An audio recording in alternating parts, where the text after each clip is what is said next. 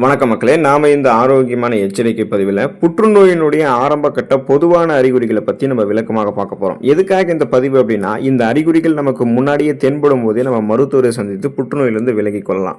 சில நேரங்களில் சின்ன அறிகுறிகள் கூட புற்றுநோய் போன்ற பெரிய நோய்களுக்கான அறிகுறியாக இருக்கலாம். இந்த அறிகுறிகளை நம்ம ஆரம்ப கட்டத்திலேயே கண்டுபிடிச்சிட்டோம் அப்படின்னா அதன் மூலம் உடலில் புற்றுநோய் பரவலை நம்மளால் தடுக்க முடியும். இதற்காக நீங்கள் அதிகமாக பயப்பட வேண்டும் அப்படின்றது அவசியம் கிடையாது.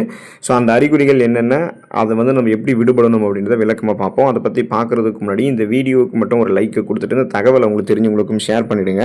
ஏன்னா இது அவங்களுக்கும் பயனுள்ளதாக இருக்கக்கூடிய ஒரு ஆரோக்கியமான பதிவு தான். இது போன்ற அப்டேட்ஸ்கள் நீங்கள் தொடர்ந்து பார்க்குறதுக்கு நம்மளுடைய ஹெல்த் நியூஸ் தமிழ் சேனலை மறக்காமல் சப்ஸ்கிரைப் பண்ணி வச்சுக்கோங்க. பக்கத்தில் இருக்கக்கூடிய பெல் பட்டனையும் கிளிக் பண்ணி ஆல் அப்படின்ற ஆப்ஷனையும் செட் பண்ணி வச்சுக்கிட்டீங்க அப்படின்னா நாங்கள் போடக்கூடிய எல்லா அப்டேட்ஸும் உங்களுக்கு நோட்டிஃபிகேஷன் அடிக்கடி சேரும். சரி வாங்க மக்களே, இப்போ வீடியோக்குள்ளே போயிடலாம். உங்களுடைய உடல் எடை குறைதல் புற்றுநோய்க்கான ஆரம்ப கட்ட அறிகுறியாக பார்க்கப்படுது அப்படின்றத நீங்கள் தெரிஞ்சுக்கோங்க. உங்களுடைய உடல் எடையானது வழக்கத்திற்கு மாறாக மிகவும் வேகமாக குறைவதை உங்களால் பார்க்க முடியும். அதுவும் நீங்கள் எந்தவித எடை குறைப்பு நடவடிக்கைகளையும் மேற்கொள்ளாமல் இருக்கும்போது இந்த உடல் எடையை குறையக்கூடிய நிகழ்வானது நடக்கும். பொதுவாக நம்ம உடல் எடையை குறைக்கணும்னா கலோரிகள் குறைவாக இருக்கக்கூடிய உணவுகளை எடுத்துக்கொண்டு பசியை கண்ட்ரோல் பண்ணி தான் உடல் எடையை குறைப்போம். 3 மாதங்கள்லேருந்து 6 மாதங்கள் வரைக்கும் உடல் எடையை குறைக்கிறதுக்கான காலகட்டம் எடுக்கும். ஸோ இது மாதிரிலாம் இல்லாமல் நீங்கள் எந்த விதமான உடல் எடை குறைப்பு நடவடிக்கைகளை மேற்கொள்ளாமல் இருக்கும்போதே உங்களுடைய உடல் எடை குறையுது அப்படின்னா இந்த மாதிரியான அறிகுறிகளை நீங்கள் சந்திக்கும் போது எச்சரிக்கையாக இருக்கணும். இந்த அறிகுறிகள் கணையம், வயிறு, உணவு குழாய் அல்லது நுரையீரல் போன்ற பகுதிகளில் கேன்சர் உருவாவதற்கான சிம்டம்ஸாக கூட இருக்கலாம். ஸோ புற்றுநோய் உருவாவதற்கான சான்சஸ் அந்த அறிகுறிகளாக கூட இருக்கலாம். நீங்கள் தான் கவனமாக இருக்கணும். இந்த மாதிரி உங்களுக்கு அறிகுறிகள் தென்பட்டுச்சுன்னா உடனே மருத்துவரை அணுகி அதை செக் பண்ணிக்கிட்டு மருத்துவ பரிசோதனை செய்து கொண்ட உடனே சிகிச்சைகளை பெற்றுக்கொண்டு நடமடைந்து விடுவது ரொம்ப ரொம்ப நல்லது. அதை கவனத்தில் வச்சுக்கோங்க. உங்களுடைய உடலில் வீக்கம் அல்லது கட்டி ஏற்படுதல் புற்றுநோய்க்கான ஆரம்ப கட்ட அறிகுறியாக பார்க்கப்படுது அப்படின்றத நீங்கள் தெரிஞ்சுக்கோங்க. உடலில் ஏதாவது ஒரு பகுதியில் வீக்கம் அல்லது கட்டி ஏற்பட்டுச்சு அப்படின்னா அதை நீங்கள் கண்டுகொள்ளாமல் விட்டுறக்கூடாது. வயிறு, மார்பகம் போன்ற இடங்களில் கூட புற்றுநோய் காரணமாக கூட கட்டிகள் ஏற்படலாம். எனவே இந்த மாதிரியான கட்டிகள் உங்களுக்கு நீண்ட நாட்களுக்கு இருந்துச்சுன்னா நீங்கள் உடனே மருத்துவர் அணுக வேண்டியது நல்லது. சில பேர் உடலில் கட்டி ஏற்படுவது கொழுப்பு கட்டி அல்லது சூட்டு கொப்பளங்கள், உடல் வெப்பத்தால் இந்த மாதிரி கொப்பளங்கள் ஏற்படுது அப்படின்னு நினச்சிக்குவாங்க. பெரும்பாலும் இந்த கேன்சர் எப்படி பரவும் அப்படின்னா இந்த மாதிரி உடலில் வீக்கங்கள் ஏற்படுவதன் மூலமாக, கட்டிகள் ஏற்படுவதன் மூலமாக கூட உங்களுக்கு ஏற்படலாம். அதனால் நீங்கள் கட்டிகள் இருக்குது அப்படின்னா காரணங்களே இல்லாமல் அந்த கட்டிகள் இருக்கும்போது மருத்துவ பரிசோதனை நீங்கள் செய்து பார்க்கணும். மருத்துவ பரிசோதனை செய்யும் போது தான் அது உடலில் வெப்பம் காரணமாக ஏற்பட்டிருக்கக்கூடிய சூட்டு கொப்பளங்களா, இல்லை கொழுப்பு கட்டிகளா, அல்லது வேறு வகையான கட்டிகளா, இல்லை புற்றுநோய் தொடர்பாக அந்த வீக்கம் கட்டி ஏற்பட்டிருக்கா அப்படின்றது உங்களுக்கு தெரியும். ஸோ அது புற்றுநோய்க்கான கட்டிகள் அப்படின்னு உறுதிப்படுத்தப்பட்டுச்சு அப்படின்னா உடனே நீங்கள் சிகிச்சைகளை மேற்கொண்டு நலமடைந்து கொள்ளுங்கள். தாமதப்படுத்தாதீங்க.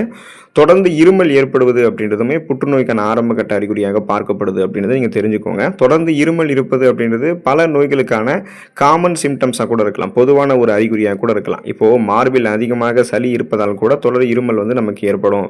சாதாரணமாக நமக்கு ஜுரம் இருந்தாலுமே சளி இருமல் இருக்க தான் செய்யும். ஆனால் உங்களுக்கு 3 வாரங்கள் ஆரம்பித்து 4 வாரங்கள் வரைக்கும் தொடர்ந்து இருமல் பிரச்சனை இருக்குது, அது போக போக இன்னும் வறட்டு இருமலாக அதிகமாக மாறுது அப்படின்னா அது ஒரு மோசமான நோய்க்கான அறிகுறியாக கூட இருக்கலாம். தொடர்ந்து இருமல் ஏற்படுவது, இருமும் போது சளியுடன் கூடிய ரத்தம் வெளியேறுதல் மற்றும் இருமும் போது உங்களுக்கு சுவாசிக்கிறதுல அடிக்கடி சிரமம் உருவாகுதல், இந்த மாதிரியான அறிகுறிகள் நுரையீரல் புற்றுநோய்க்கான அறிகுறியாக கூட இருக்கும். ஸோ உங்களுக்கு இந்த லங்ஸ் கேன்சர் ஏற்படுறதுக்கு சான்சஸ் இருக்குது. அந்த சுவாச மண்டலம் உங்களுக்கு பாதிக்கப்பட்டிருக்கு அப்படின்றது அர்த்தம். ஸோ இந்த மாதிரி உங்களுக்கு தென்படும் போது உடனே நீங்கள் மருத்துவரை சந்தித்து பரிசோதனை உறுதி செய்து கொண்ட உடனே நீங்கள் பார்த்தீங்கன்னா உங்களுடைய அந்த மெடிக்கல் செக்கப்லாம் முடிஞ்சதுக்கப்புறம் நீங்கள் சிகிச்சை பெற்றுக்கொண்டு நலமடைந்து கொள்ள வேண்டியது அவசியம். அதில் கவனமாக இருங்க. மச்சம் அல்லது மருவில் மாற்றம் ஏற்படுதல் புற்றுநோய்க்கான ஆரம்ப கட்ட அறிகுறியாக பார்க்கப்படுதுன்றதை நீங்கள் தெரிஞ்சுக்கோங்க. உங்களுடைய மச்சம் அல்லது மருவில் ஏதாவது மாற்றம் ஏற்படுது அப்படின்னா அதை நீங்கள் புறக்கணிக்க வேண்டாம். பெரும்பாலான மக்கள் இந்த மாதிரி விஷயத்தை கவனிக்க மாட்டாங்க. ஆனால் இது ஸ்கின் கேன்சர், தோல் புற்றுநோய்க்கான அறிகுறியாக இருக்கிறதுக்கு வாய்ப்புகள் இருக்குது.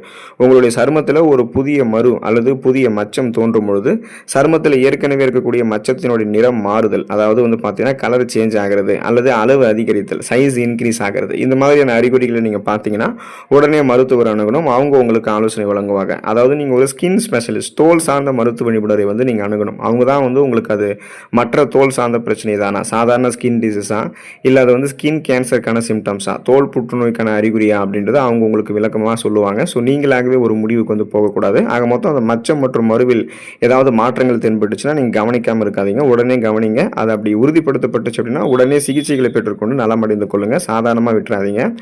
சிறுநீரில் ரத்தம் கலந்து வெளியேறுதல் புற்றுநோய்க்கான ஆரம்ப கட்ட அறிகுறியாக பார்க்கப்படுது அப்படின்றது நீங்கள் தெரிஞ்சுக்கோங்க. சிறுநீர் வழியாக ரத்தம் வெளியேறுதல் அப்படின்றது குடல் புற்றுநோய்க்கான ஆரம்ப கட்ட அறிகுறியாக கூட உங்களுக்கு இருக்கலாம். ஸோ குறிப்பாக பார்த்தீங்கன்னா நீங்கள் வழக்கத்தை விட அதிகமாக கழிப்பறைக்கு செல்றீங்க அல்லது மலச்சிக்கல் பிரச்சனை தொடர்ந்து எதிர்கொண்டுட்டு இருக்கீங்க அப்படின்னா அப்படின்னா அதையுமே நீங்கள் புறக்கணிக்கக்கூடாது. இது வந்து குடல் புற்றுநோய், சிறுநீரக புற்றுநோய்க்கான அறிகுறியாக கூட இருக்கலாம். இப்போ வலியுடன் வந்து சிறுநீர் வெளியேறுதல் மற்றும் கீழ் முதுகில் உங்களுக்கு வலி ஏற்படுறது புரோஸ்டேட் புற்றுநோய்க்கான அறிகுறியாக இருக்கலாம். ஸோ 3 வகையான புற்றுநோய்களுமே இதில் இருக்குது.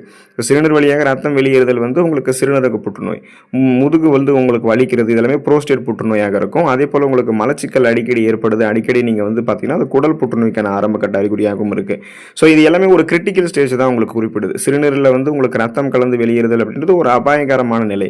ஆனால் நீங்கள் பயப்படக்கூடாது. உடனே வந்து தாமதிக்காமல் மருத்துவரை அணுகி இந்த சிறுநீரில் ரத்தம் கலந்து வெளியேறுதல் கிட்னி ஃபெயிலியரால் வெளியேறுதா, இல்லை கிட்னி ஸ்டோன் சிறுநீரக கற்கள் இருக்கிறதால வெளியேறுதா, அல்லது உங்களுக்கு வந்து சிறுநீரக புற்றுநோய் இருக்கிறதால வெளியேறுதா அப்படின்றத நீங்கள் கன்ஃபார்ம் பண்ணிக்கணும். கன்ஃபார்ம் பண்ணிட்ட உடனே வந்து பார்த்தீங்கன்னா தாமதிக்காமல் சிகிச்சைகளை பெற்றுக்கொண்டு நலமடைந்து கொள்ளணும். உங்களுடைய உடலில் கடுமையாக வலி ஏற்படுதா பாருங்கள். எந்த விதமான காரணங்களுமே இல்லாமல் உங்களுக்கு வந்து காரணங்களே இல்லாமல் தொடர்ந்து வாரக்கணக்கில் உங்களுடைய உடல் வலி இருந்துச்சு அப்படின்னா அது வந்து கேன்சர் சிம்டம்ஸ், புற்றுநோய்க்கான அறிகுறியாக கூட இருக்கிறதுக்கு அதிகபட்ச வாய்ப்புகள் இருக்குது அப்படின்னு சொல்கிறாங்க. இதுக்கான ரிசர்ச்சில் என்ன சொல்கிறாங்க அப்படின்னா புற்றுநோயினுடைய ஆராய்ச்சிகளின்படி இந்த புற்றுநோய் கட்டிகளானது எலும்புகள், நரம்புகள் மற்றும் பிற உறுப்புகளில் ப்ரெஷரை வந்து கொடுக்கறதால, அந்த அழுத்தத்தை உங்களுக்கு கொடுத்துட்டே இருக்கிறதால இந்த மாதிரி அதிகமான வலியை வந்து ஏற்படுத்தலாம் அப்படின்றது தான் அவங்க காரணமாக முன்வைக்கிறாங்க. ஸோ அப்போ வந்து உங்களுக்கு அந்த ஸ்ட்ரெஸ், டென்ஷன், டெப்ரெஷன் இருக்கும், உடல் வந்து கடுமையாக வலிக்க ஆரம்பிக்கும், உடல் வந்து சோர்வாகவே இருக்கும். ஓய்வு அப்படின்றது உங்களுக்கு ஓரளவுக்கு வந்து பயனளித்தாலும், ரெஸ்ட் வந்து நீங்கள் எடுத்தாலுமே ஆனாலும் உங்களுக்கு வந்து அந்த உடல் வலி இருக்குது அப்படின்னா தொடர்ந்து வாரக்கணக்கில் மாதக்கணக்கில் இருக்குது அப்படின்னாலுமே நீங்கள் உடனே வந்து மருத்துவரை அணுகி அதை சரி செய்து கொள்ளணும். அதை செக் பண்ணிவிட்டு நீங்கள் கன்ஃபார்ம் ஆகிடுச்சுன்னா உடனே வந்து மருத்துவ பரிசோதனை நிறுத்திட்டு அதுக்கடுத்து பார்த்தீங்கன்னா ட்ரீட்மெண்ட்ஸ்க்கு நீங்கள் போயிடணும், தாமதிக்கக்கூடாது. தொடர்ந்து நெஞ்செரிச்சல் ஏற்படுவது புற்றுநோய்க்கான ஆரம்பகட்ட அறிகுறியாக பார்க்கப்படுது அப்படின்றத நீங்கள் தெரிஞ்சுக்கோங்க. உங்களுக்கு வந்து பார்த்தீங்கன்னா தொடர்ந்து மார்பில் எரிவது போன்ற உணர்வை நீங்கள் உணர்ந்தீங்கன்னா சில சமயங்களில் அது புற்றுநோய்க்கான அறிகுறியாக கூட இருக்கலாம். பொதுவாக அது வந்து வயிறு அல்லது தொண்டை புற்றுநோய்க்கான அறிகுறியாக இருக்கிறதுக்கு வாய்ப்புகள் இருக்குது. நீங்கள் தான் கவனமாக இருக்கணும். உணவை விழுங்குவதில் சிரமம் ஏற்படுதல் அதுவுமே புற்றுநோய்க்கான ஆரம்பகட்ட அறிகுறியாக தான் இருக்கிறதுக்கு சான்சஸ் இருக்குது. இப்போ உணவு உண்ணும்போது உங்களுக்கு வலி ஏற்படுறது அல்லது உணவை விழுங்குவதில் சிரமம் உண்டாகிறது, உணவு மீண்டும் மீண்டும் தொண்டையில் சிக்கிக்கிறது, இது எல்லாமே உணவு குழாய் புற்றுநோயினுடைய அறிகுறிகள். இந்த அறிகுறிகள் தொடர்ந்து உங்களுக்கு ஏற்படுது அப்படின்னா நீங்கள் உங்களுடைய மருத்துவரை அணுக வேண்டியது நல்லது. நீங்களாகவே ஒரு கற்பனைக்கு வந்து போகக்கூடாது. இரவில் அதிகம் வியர்த்தல் புற்றுநோய்க்கான ஆரம்பகட்ட அறிகுறியாக பார்க்கப்படுது அப்படின்னு நீங்கள் தெரிஞ்சுக்கோங்க. இரவில் வியர்ப்பது ஒரு காமன் ப்ராப்ளம், சாதாரணமான ஒரு விஷயம், சாதாரணமான ஒரு பிரச்சனை அப்படின்னாலுமே சில சமயங்களில் இது கேன்சர் அதாவது புற்றுநோய் ஏற்படுவதற்கான அறிகுறியாக கூட இருக்கலாம். பொதுவாக இது வந்து லிம்போமா புற்றுநோயினுடைய அறிகுறியாக இருக்கிறதுக்கு வாய்ப்புகள் இருக்குது. அது என்ன லிம்போமா புற்றுநோய் அப்படின்னு கேட்டிங்கன்னா இந்த வகை புற்றுநோய்கள் நம்ம உடலில் எந்த பாகங்களை அஃபெக்ட் பண்ணுன்னு கேட்டிங்கன்னா நம்மளுடைய உடலில் நிணநீர் மண்டலம் மற்றும் ரத்த நாளங்கள் பிளட் வெசல்ஸ் எல்லாத்தையுமே பாதிச்சிடும். ஸோ அதனால தான் உங்களுக்கு வந்து நைட்டில் வந்து ஸ்வெட்டிங் அதிகமாக இருக்கும். இந்த மாதிரியான அறிகுறிகள் உங்களுக்கு ஏற்பட்டுச்சு அப்படின்னா நீங்கள் உடனே வந்து பயப்படக்கூடாது. இந்த அறிகுறிகள் எப்போதுமே புற்றுநோய்க்கான ஆரம்பகட்ட அறிகுறிகளாக இருந்தே தான் ஆக வேண்டும் அப்படின்றது அவசியம் கிடையாது. ஆனால் அரிதிலும் அரிதாக சில சந்தர்ப்பங்களில் இவை புற்றுநோய்க்கான அறிகுறியாக இருக்கிறதால இந்த அறிகுறிகளை நீங்கள் சந்திச்சிங்கன்னா உதாசீனப்படுத்தக்கூடாது. அதுக்கான சரியான நடவடிக்கையை வந்து நீங்கள் மேற்கொள்ளணும். ஏன்னா 50 வருடங்களுக்கு முன்னாடி கேன்சர் அப்படின்னு சொன்னாலே பிளட் கேன்சர் மட்டும் தான் நம்ம நம்பிக்கிட்டு இருப்போம். இப்போ கேன்சர் சிம்டம்ஸில் நிறைய வகையான கேன்சர்ஸ் வந்து இருக்குது. அந்த நிறைய வகையான கேன்சர்ஸ்க்கும் நிறைய வகையான ஆரம்பகட்ட அறிகுறிகளும் இருக்குது. இப்போ நாம் குறிப்பிட்டிருக்கக்கூடிய அறிகுறிகள் எல்லாமே பொதுவான அறிகுறிகள். இந்த அறிகுறிகள் தென்படும் போதே தாமதிக்காமல் மருத்துவரை அணுகி பரிசோதனை செய்து கொண்டு பரிசோதனை உறுதிப்படுத்தப்பட்ட பின்னரே உடனே நீங்கள் வந்து சிகிச்சைகளை பெற்றுக்கொண்டு நலமடைந்து கொள்ளுங்கள். ஏன்னா புற்றுநோய் ஒரு கொடிய வியாதி. அந்த வியாதிகளிடமிருந்து தள்ளி இருங்க, உடல் நலத்தை பராமரித்துக் கொள்ளுங்கள். அடுத்த ஆரோக்கியமான பதிவில் மறக்காமல் சந்திப்போம். நன்றி மக்களே.